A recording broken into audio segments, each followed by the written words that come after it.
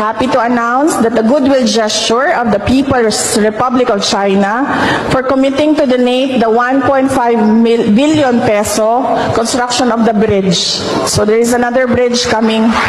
With that bridge, there's 1, 2, 3, 4, 5 bridges mulabang sa Davao River. So there will be 5 bridges, 1 bridge more. Few moments later.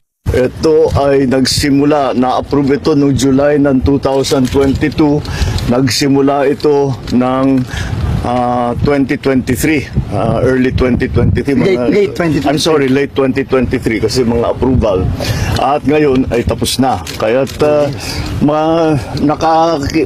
natulungan naman tayo ng ating mga Chinese na contractor dahil ang ganda ng technology nila, kaya't napakabilis.